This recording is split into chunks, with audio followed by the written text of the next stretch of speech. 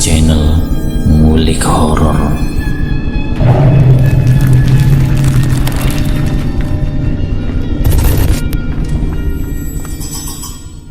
Assalamualaikum warahmatullahi wabarakatuh. Jumpa kembali di channel Ngulik Horor. Channel ini menceritakan tentang kisah-kisah misteri. Pada kesempatan kali ini saya akan membawakan kisah misteri yang ditulis oleh Rianti INK. Oh ya, di dalam cerita ini nama dan tempatnya disamarkan semua ya, untuk menjaga privasi pihak yang terlibat di dalamnya. Yuk daripada kita lama-lama, langsung saja kita simak ceritanya. Bismillahirrahmanirrahim. Kali ini saya akan membawakan kisah misteri yang berjudul Tragedi Pembunuhan di Ruang Perawatan Anak. Seperti apa kisahnya? Mari kita kulik ceritanya.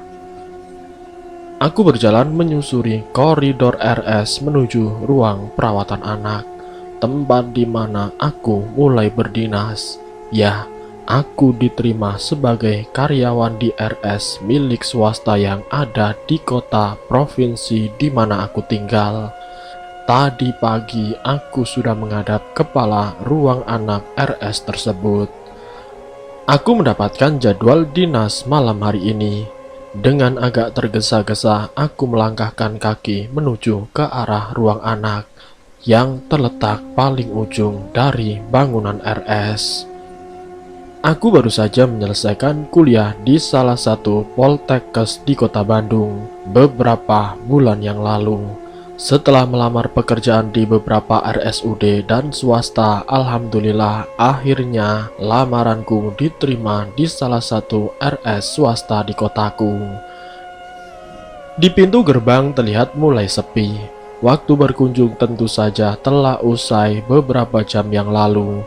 Dan sekarang waktunya menjelang pergantian shift. Dari sore ke malam, kulihat jam di tangan sudah terlambat 10 menit. Betapa tidak enaknya perasaanku, baru saja mulai berdinas sudah terlambat. Aku mempercepat langkah dengan sedikit berlari. Dengan nafas yang terengah-engah, akhirnya sampai juga aku di depan ruang anak. Aku bernafas lega, kurapikan pakaian karena agak berantakan. Saat akan masuk ke dalam ruangan, kulihat seorang ibu sedang menggendong bayinya di depan sebelah kiri ruang anak.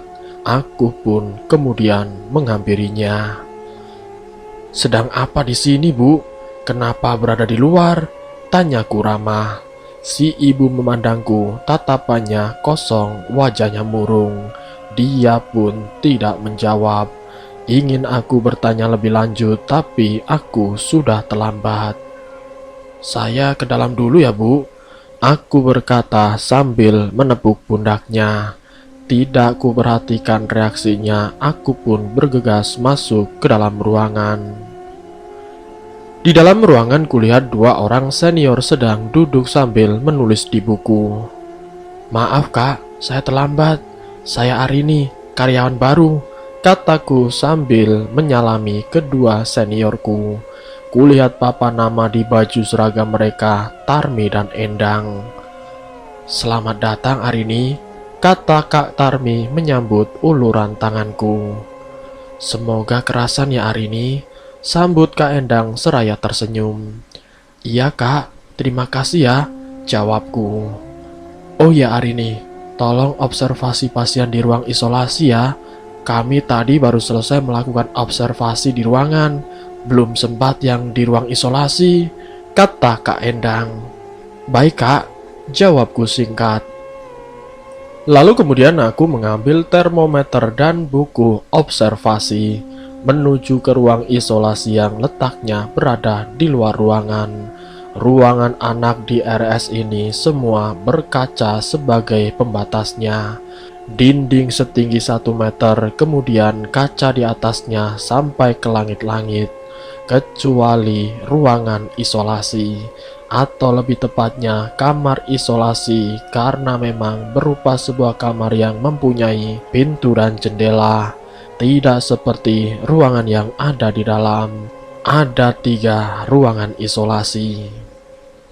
Aku mengetuk pintu kamar pertama seorang anak perempuan berusia 5 tahun namanya Cindy.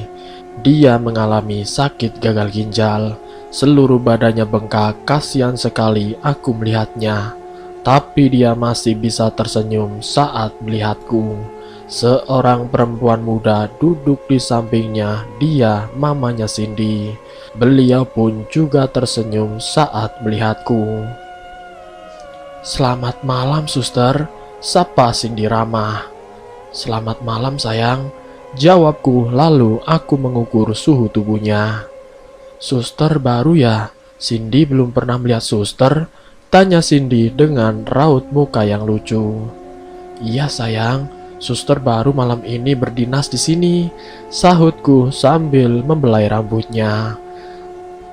Setelah menanyakan beberapa hal kepada mamanya Cindy yang berkaitan dengan penyakit anaknya, aku pun permisi untuk melakukan observasi di kamar berikutnya. "Cepat sembuh ya sayang, selamat tidur, semoga mimpi indah malam ini," kataku pada Cindy sambil kembali mengusap rambutnya. "Terima kasih suster," Cindy menjawab dengan senyumnya yang lucu. Aku kemudian keluar dari kamar isolasi pertama, menutup pintu perlahan dan menuju kamar isolasi kedua. Di kamar isolasi ini terbaring seorang anak balita berusia 3 tahun. Namanya adalah Putra. Seluruh badannya dibalut perban. Dia menderita luka bakar derajat 3 musibah terjadi. Ketika sang ibu sedang mengangkat air di dalam panci yang baru saja mendidih, Putra berlari dan menabraknya. Tidak terelakkan, seluruh air dalam panci tumpah menyiram tubuh mungil Putra. Dia terus saja menangis menahan sakit. Aku merasa sangat iba, pasti Putra sangat tersiksa. Setelah selesai melakukan observasi di kamar isolasi kedua, aku pun menuju kamar berikutnya. Ku ketuk pintu kamar, tidak terdengar jawaban. Aku mengulangi mengetuk pintu lebih kuat, barangkali ketukanku tidak terdengar. Namun tetap saja tidak ada jawaban. Aku mendengar suara bayi menangis di dalam kamar. Ku buka pintu perlahan, dan aku pun masuk ke dalam. Nampak seorang ibu sedang menggendong bayinya di dalam kamar. Ibu yang kulihat tadi ketika aku baru datang. Dia menatapku tajam tanpa senyuman, masih dengan wajah murung. "Selamat malam, Bu," aku menyapa ramah, mencoba tersenyum dengan semanis mungkin. Namun si ibu tidak menjawab. Dia sibuk menenangkan bayi dalam gendongannya. Aku pun kemudian mendekat. "Maaf Bu, saya akan mengukur suhu tubuh bayi ibu Bu," kataku dengan sopan. Namun si ibu tetap tidak berkata apapun. Aku kemudian memasang termometer di ketiak bayinya. Ku baca papan nama di ranjang pasien. Bayi itu bernama Anggraini. Baru berusia 2 minggu. Tidak ada keterangan bayi Anggraini menderita sakit apa. Aku bingung harus menanyakan hal apa yang berhubungan dengan bayi Anggraini. Nanti saja aku kembali lagi ke sini. Setelah menanyakan tentang penyakit bayi Anggraini kepada Kak Tarmi atau Kak Endang, aku kemudian permisi kepada Bu Anggraini dan keluar dari kamar tersebut. Ku tutup pintunya perlahan dan aku pun menuju ke depan. Ketika berjalan menuju ke ruangan depan, tiba-tiba aku merinding. Bulu kuduku berdiri, kulihat sekeliling sepi sekali. Mungkin karena bangunan ruang anak paling ujung dari RS. Namun tiba-tiba tidak sengaja mataku melihat jendela kamar isolasi nomor 3. Bu Anggraini sedang menatapku. Sorot matanya sangat tajam, aku sampai bergidik dibuatnya. Cepat-cepat aku berlalu dari ruang isolasi. Sampai di depan kulihat Kak Tarmi dan Kak Endang sedang sibuk memasang infus pada lengan seorang anak. Dia adalah pasien baru. Aku pun kemudian menghampiri dan ikut membantu. "Arini, tolong kamu awasi tetesan infusnya ya," kata Kak Endang setelah selesai. Dia kemudian menuju ke kamar perawat. "Baik Kak," jawabku singkat. "Oh ya, mana buku observasinya? Akan kakak pindahkan ke buku status pasien," kata Kak Tarmi. Ku berikan buku itu dan Kak Tarmi pun berlalu menyusul Kak Endang. Sepanjang malam aku mengawasi Via, pasien baru itu, sehingga lupa menanyakan tentang Bu Anggraini kepada Kak Endang dan Kak Tarmi. Pada keesokan paginya, Kak Endang yang melakukan observasi ke kamar isolasi, sedangkan aku melakukan observasi di ruangan. Saat pergantian shift pagi, Kak Tarmi yang melaporkan keadaan setiap pasien kepada yang dinas berikutnya. Entah kenapa aku benar-benar lupa menanyakan tentang Bu Anggraini sampai waktu pulang tiba. Di depan pintu gerbang RS, ayah telah menunggu. Aku memang meminta beliau untuk menjemputku. Sesampainya di rumah, aku segera mandi, berganti pakaian dan sarapan. Ayah dan ibu telah berangkat bekerja. Mereka berdua adalah ASN di sebuah sekolah dasar. Aku bungsu dari dua bersaudara. Kakakku Devita telah berumah tangga dan tinggal bersama dengan suaminya. Sendiri aku di rumah. Aku lalu merebahkan tubuh di kasur. Mata memandang langit-langit kamar, ingin rasanya ku tidur karena semalam berjaga. Namun mataku tidak juga bisa dipejamkan. Tiba-tiba bayangan Bu Anggraini bermain di pelupuk mataku. Wajah yang murung dan sorot mata yang tajam tapi menyeramkan membuatku penasaran. Siapa sebenarnya Bu Anggraini dan sakit apa bayinya? Karena kulihat bayi itu sehat-sehat saja. Aku menyesali diri sendiri kenapa bisa sampai lupa. Kenapa aku tidak menanyakan tentang Bu Anggraini kepada kedua seniorku semalam? Aku pun tidak juga mencari buku status pasien bayi Anggraini. Itu tentunya membuatku menjadi semakin penasaran. Di malam berikutnya dengan diantar ayah, aku berangkat ke RS untuk kembali dinas malam. Kali ini aku tidak terlambat lagi, masih ada waktu beberapa menit. Aku bisa dengan santai berjalan perlahan di koridor RS menuju ruang anak. Udara terasa sangat dingin, langit terlihat gelap.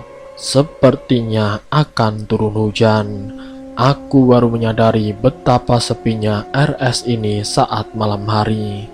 Melewati beberapa ruangan sebelum sampai ke ruang anak, tapi tidak satupun orang yang kujumpai di koridor.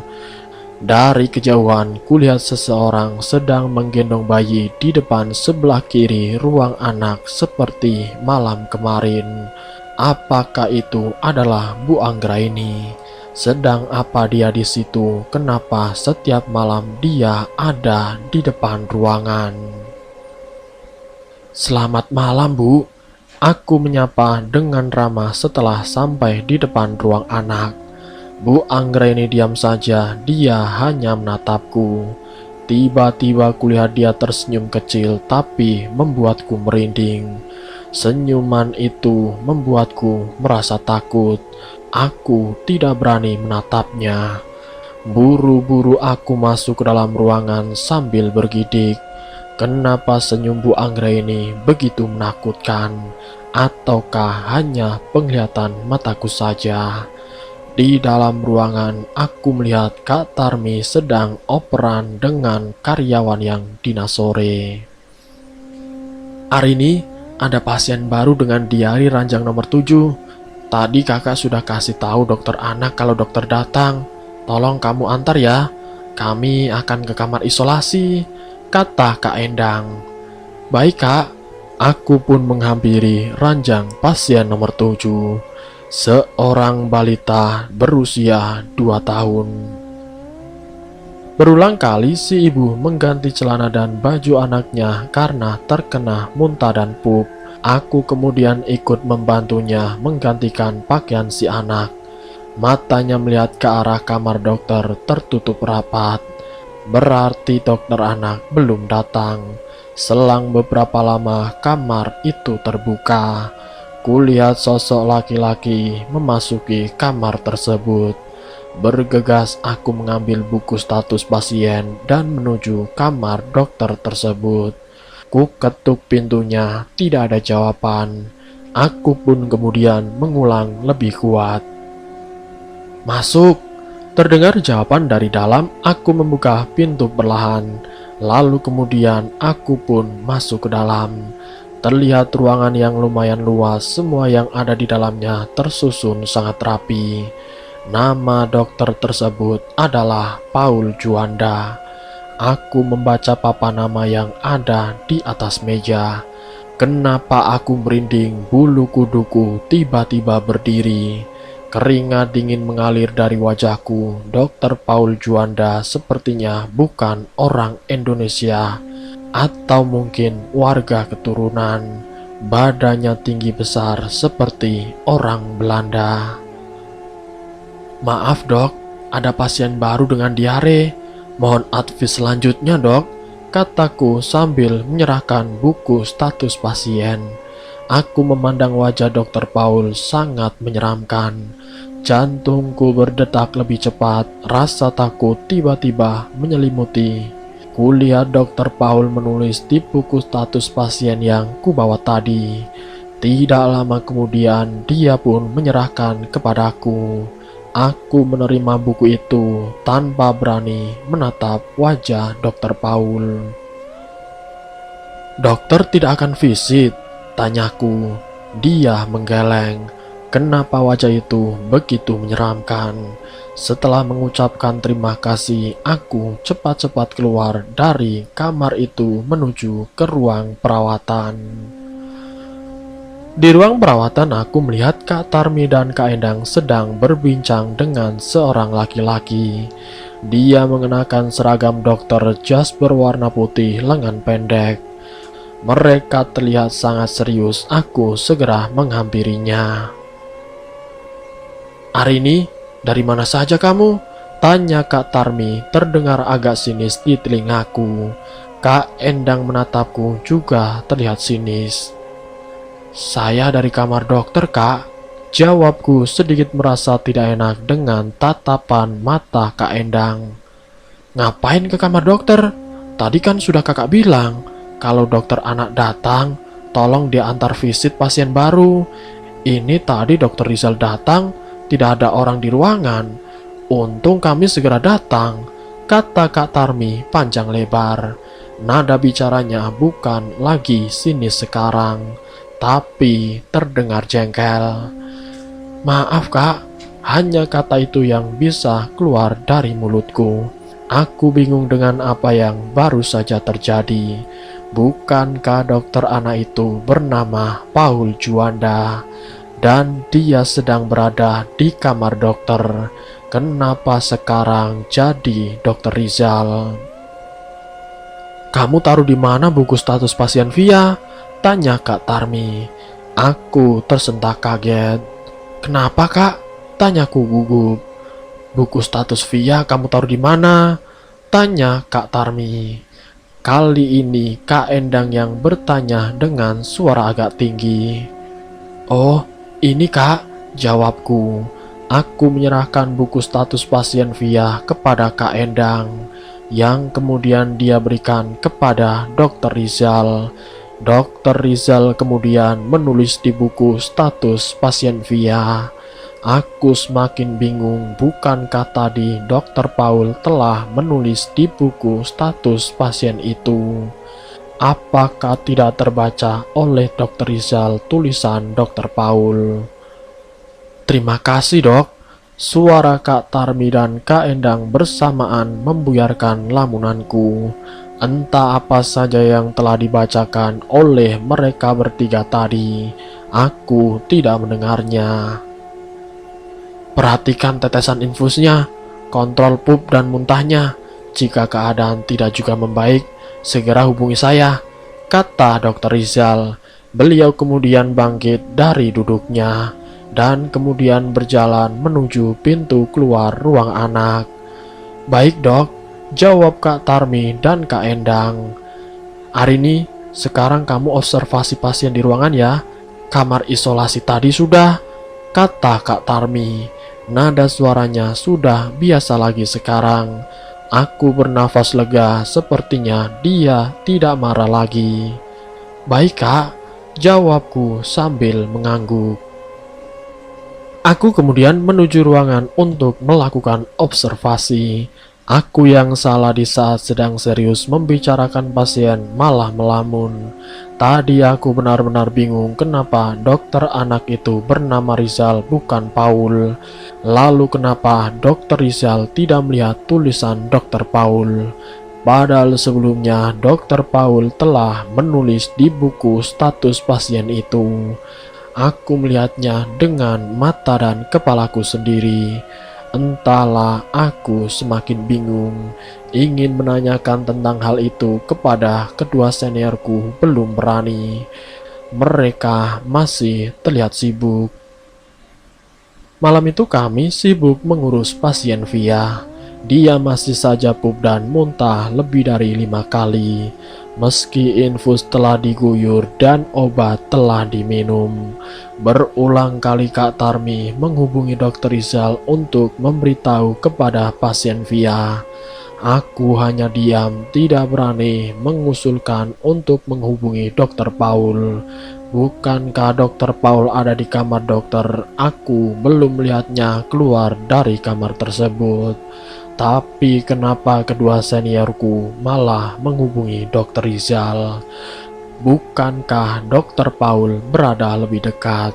Ataukah malam ini adalah jadwalnya Dr. Rizal? Jam di dinding ruang anak telah menunjukkan pukul 4 WIB. Pup dan muntah pasien Via mulai berkurang. Kami bisa duduk dengan tenang di kamar perawat. Selang beberapa waktu, aku melihat Kak Tarmi dan Kak Endang bergantian. Aku ingin menanyakan tentang Dr. Paul. Aku benar-benar merasa penasaran. Namun mereka sedang sibuk menulis. Aku tidak punya keberanian untuk bertanya, khawatir mengganggu. "Ada apa hari ini? Kakak lihat dari tadi kamu memperhatikan kami," tanya Kak Tarmi. Rupanya dia mengetahui kalau aku memperhatikan mereka. Aku tersenyum, ragu untuk bertanya. "Katakan saja, apa yang kamu ingin katakan?" lanjut Kak Tarmi. Iya kak, ada yang ingin saya tanyakan kak." Akhirnya keluar juga kalimat itu dari mulutku. "Tentang apa? Tanyakan saja, jika kami tahu, pasti akan kami jawab," kata Kak Tarmi. Kulihat Kak Endang masih tetap menulis. "Maaf kak, tadi waktu keadaan Via belum membaik, kenapa kakak tidak menghubungi Dr. Paul saja? Kan bisa lebih cepat karena lebih dekat," tanyaku. Kedua seniorku nampak terkejut mendengar apa yang baru saja kukatakan. Mereka memandangku, kemudian saling berpandangan. "Kamu tahu dari mana nama Dr. Paul?" tanya Kak Endang. "Saya lihat papan nama di atas meja yang ada di kamar dokter kak," jawabku menjelaskan. "Loh, kamu ngapain ke sana?" tanya Kak Endang lagi. Aku menceritakan apa yang terjadi saat aku melihat seorang laki-laki masuk ke dalam kamar dokter. Kemudian aku memberitahu tentang pasien Via dan Dr. Paul menulis di buku status pasien. Kak Tarmi kemudian menghela nafas dalam-dalam. "Dr. Paul sudah meninggal dunia 10 tahun yang lalu. Beliau bunuh diri di kamar itu dengan cara meminum racun," kata Kak Tarmi menjelaskan. Aku melotot mendengarkan cerita dari Kak Tarmi. Bulu kuduku berdiri tiba-tiba. Pantas saja wajah Dr. Paul begitu menakutkan. Ya Allah, untung saja aku tidak tahu kalau Dr. Paul sudah meninggal saat berada di kamar tersebut. Aku pasti bisa langsung pingsan. Merinding aku membayangkan bertemu dengan Dr. Paul yang sudah meninggal. Tapi tadi Dokter Paul sempat menulis di buku status pasien via, Kak. Kataku penasaran. Kak Endang memberikan buku itu, aku mencoba mencari tulisan Dokter Paul. Namun tidak kutemukan. Hanya ada tulisan Dokter Rizal di buku tersebut. Aku ingin bertanya lebih banyak kenapa Dokter Paul bunuh diri. Tapi hari telah menjelang pagi, segera aku menyiapkan air hangat untuk menyeka tubuh pasien. Setelah selesai aku melakukan observasi, tapi aku tidak melihat lagi Bu Anggraini di kamar isolasi. Apakah dia sudah pulang? Kenapa aku bisa lupa untuk mencari buku status pasien bayi Anggraini? Sekarang sudah waktunya pulang, ayah pasti sudah menunggu di depan. Dan bersambung, siapakah sebenarnya Bu Anggraini? Apakah beliau pasien yang sudah meninggal? Ataukah beliau adalah pasien pada umumnya? Nanti saya akan lanjutkan ke bagian yang berikutnya. Jadi untuk kalian tetap stay di channel ini. Wassalamualaikum warahmatullahi wabarakatuh.